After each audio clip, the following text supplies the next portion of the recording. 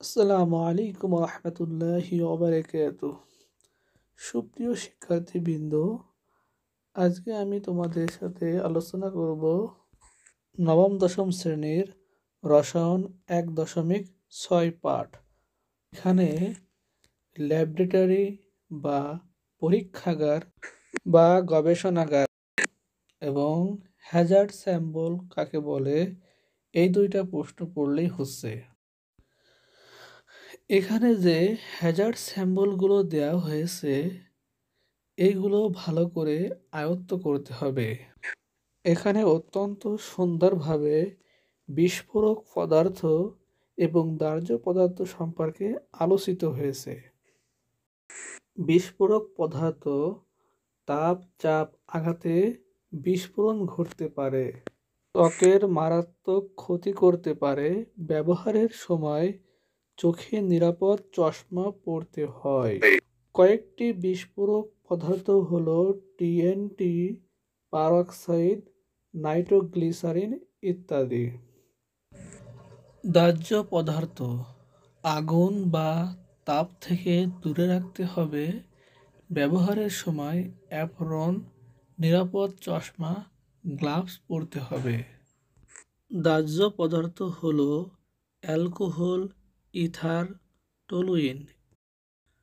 বিষাক্ত পদার্থ শ্বাস প্রশ্বাস অথবা ক্ষতের মাধ্যমে শরীরে প্রবেশ করলে ক্ষতি হয়। ব্যবহারের সময় অ্যাপ্রন, নিরাপদ চশমা, গ্লাভস ও মাস্ক ব্যবহার করতে হবে। কয়েকটি বিষাক্ত পদার্থ হলো কীটনাশক, বেনজিন, ক্লোরোবেনজিন, মিথানল ইত্যাদি। উত্তেজক পদার্থ ত্বক, চোখ, শ্বাসতন্ত্রের ক্ষতি করে। ব্যবহারের সময় অ্যাপ্রন, নিরাপদ চশমা, গ্লাভস পরতে হবে।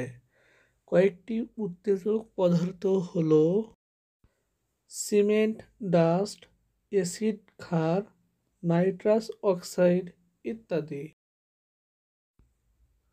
স্বাস্থ্য ঝুঁকি পদার্থ শ্বাসতন্ত্রের ক্ষতি সাধন করে, ক্যান্সার সৃষ্টি করতে পারে।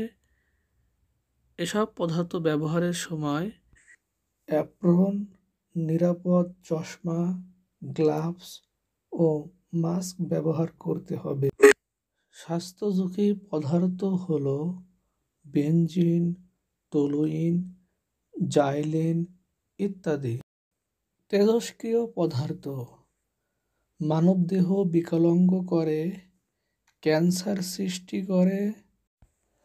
এই পদার্থ এতটাই বিপজ্জনক যে নিরাপদ দূরত্ব বজায় রাখা এবং উপযুক্ত পোশাক এবং নিরাপদ চশমা ব্যবহার করতে হবে।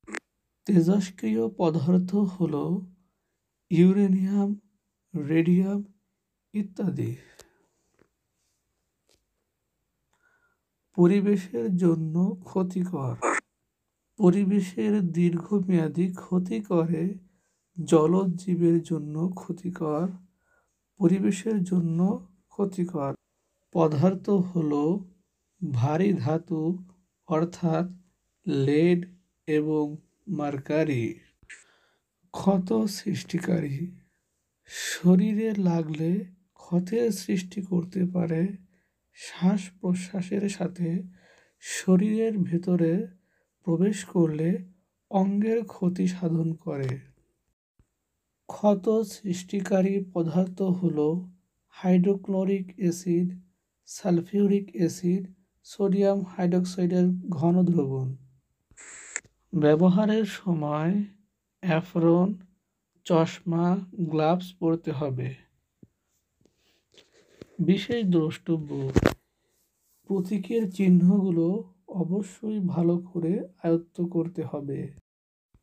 প্রতীকের এই চিহ্ন দিয়ে সৃজনশীল প্রশ্ন অথবা অনেক সময় এমসিকিউ হিসাবে প্রতীক চিহ্ন ব্যবহৃত হয়। এছাড়াও এ অধ্যায় সম্পর্কিত কোনো তথ্য জানতে চাইলে অবশ্যই কমেন্ট করুন। আশা করি উত্তর দিব ইনশাআল্লাহ।